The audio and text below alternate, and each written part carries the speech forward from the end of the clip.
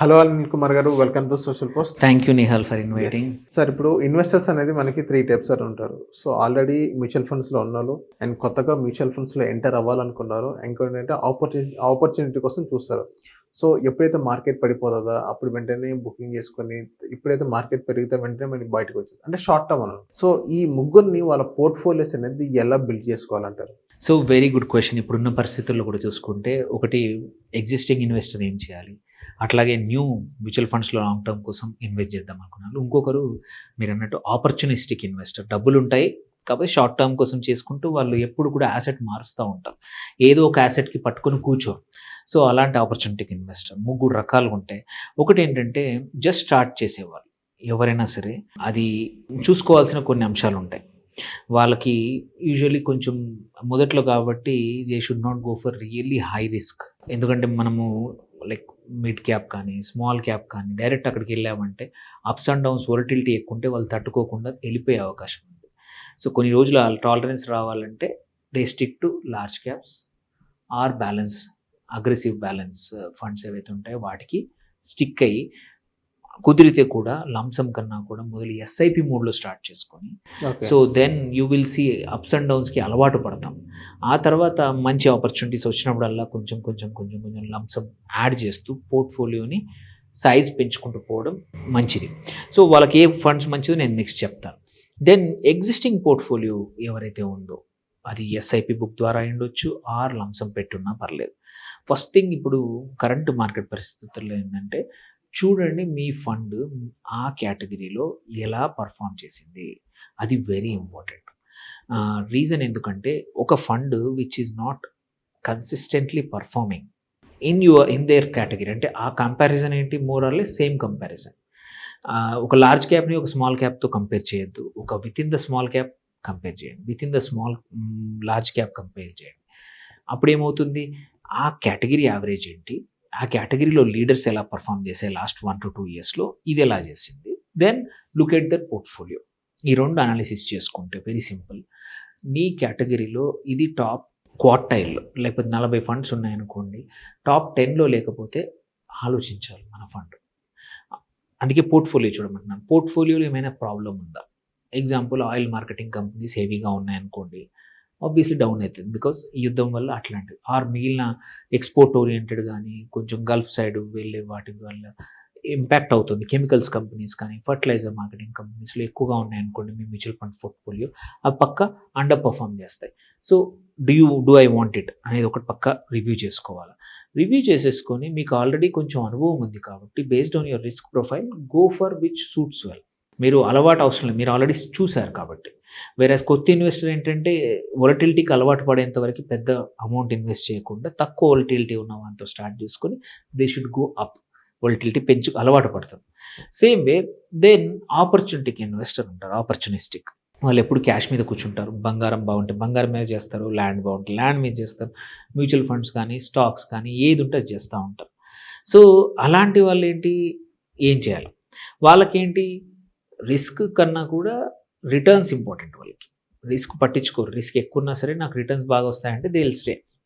So వాళ్ళు ఏం చేయాలి ఈ టైంలో, ఒకటి చూసుకుంటే ఫస్ట్ ఎస్ఐపి అయితే పెద్దగా ఆలోచించాల్సిన అవసరం లేదు. ఏది ఫస్ట్ 2 క్లాసెస్, ఏది ఎగ్జిస్టింగ్ ఇన్వెస్టర్ కానీ ఆల్ న్యూ ఇన్వెస్టర్ కానీ. సో ఆపర్చునిటిస్టిక్ ఇన్వెస్టర్ అయితే ఎస్ఐపి చూడడు, ఎందుకంటే వాళ్ళు లంసమ్ పెడతారు, లంసమ్ బయటపడతారు.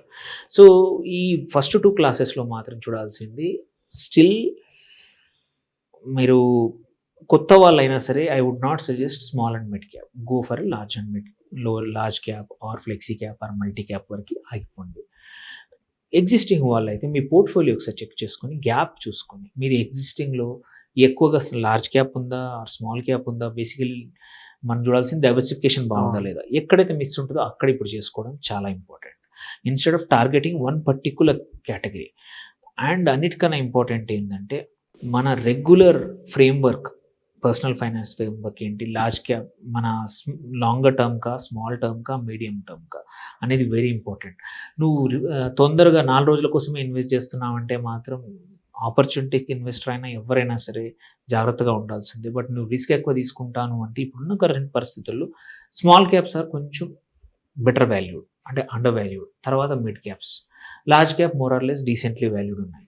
సో నీకు ఆపర్చునిటీలోనే అంటే తొందరగా చేయాలి బయటపడాలంటే small caps might be better, third class of అంటే ఇన్వెస్టర్స్. ఇప్పుడు కొత్తగా ఉన్న ఎవరైతే మ్యూచువల్ ఫండ్స్లో ఎంటర్ అవ్వాలనుకుంటున్నారో సో వాళ్ళందరూ ఇప్పుడు ఆపర్చునిటీ కోసం ఎవరైతే చూస్తున్నారో వీళ్ళని ఫాలో అయ్యి ఏదైతే ఈ ఆపర్చునిటీ కోసం ఎవరైతే ఉన్నారో వాళ్ళ పోర్ట్ఫోలియో ఎలా ఉందో ఇదే కొత్త వాళ్ళు అదే పోర్ట్ఫోలియో ఫాలో అవుతే ఎలా ఉంటుంది? లేదు, కొత్త వాళ్ళకు కూడా మనం చూస్తే ఏంటంటే రెండు రకాలు. నేను చెప్పినట్టు ఆపర్చునిస్టిక్ అంటే వాళ్ళకి ఎక్కువ రోజులు ఓపిక ఉండదు, they will just quickly invest and go away. కానీ వాళ్ళ దగ్గర రీసెర్చ్ కూడా అలాగే ఉండదు కదా సార్. సో అందుకే అప్పుడు ఏంటంటే లాంగ్ టర్మ్కి ఎప్పుడు కూడా మనం బిల్డ్ చేసుకునేది ఆల్ వెదర్ పోర్ట్ఫోలియో చేసుకోవాలి. మనం ఎటువంటి పరిస్థితిలో ఉన్నా సరే మన పోర్ట్ఫోలియో బాగుండేట్టు చూసుకోవాలి.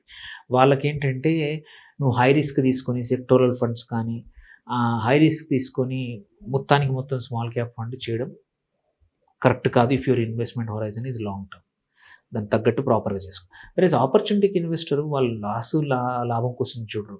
ఇంత తొందరలో ఎగ్జాంపుల్ చూద్దాం. Let's a opportunistic investors sectoral funds కూడా ప్రిఫర్ చేస్తారు. రీజన్ ఎందుకు?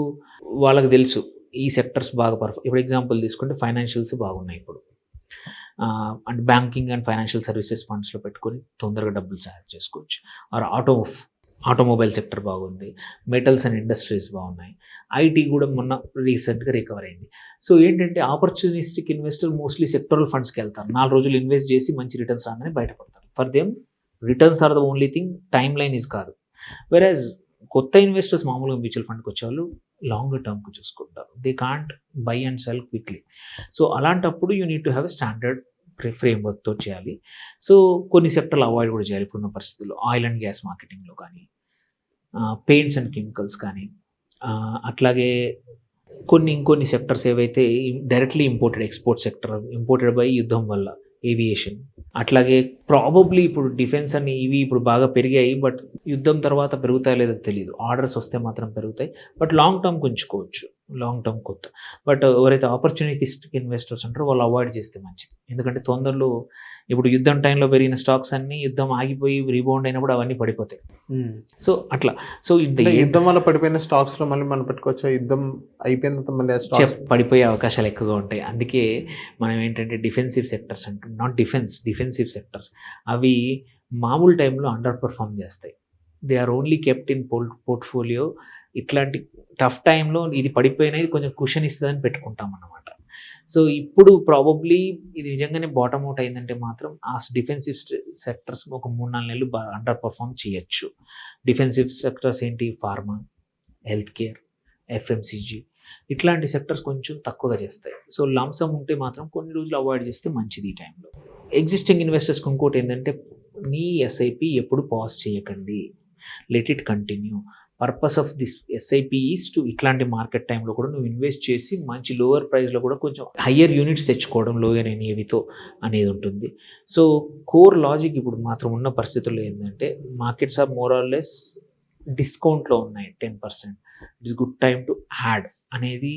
కాబట్టి ఎగ్జిస్టింగ్ ఇన్వెస్టర్స్ ఒకసారి రివ్యూ చేసి అండర్ పర్ఫార్మింగ్ ఫండ్స్ డబ్బులు తీసి కొత్తగా మంచి పర్ఫామ్ చేసే దాంట్లో వేసుకోండి. ఆపర్చునిస్టిక్ ఇన్వెస్టర్స్ సెక్టోరల్ ఫండ్స్కి వెళ్ళిపోండి. Don't go for the diversified, because వాళ్ళు ఓన్లీ షార్ట్ టర్మ్ కోసం చూస్తున్నారు. ఒక సెక్టర్ 2 సెక్టర్లు స్టడీ చేసి బెట్ తీసుకొని ఒక 2 నెలల నుంచి 6 నెలలు 3 నెలలు 1 ఇయర్ ఉంచి బయటపడిపోండి.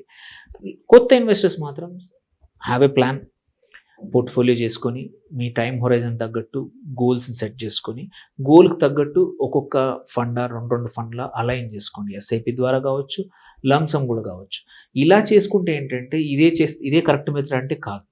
It is a better possibility, మంచి రిటర్న్స్ వచ్చే అవకాశం ఉన్న మెథడ్ అనమాట ఇది. ఓకే, సో ఇలా చేసుకుంటూ పోతే ఇట్లాంటి టైంలో 3 రకాల ఇన్వెస్టర్లు కూడా మంచి లాభాలు పొందొచ్చు.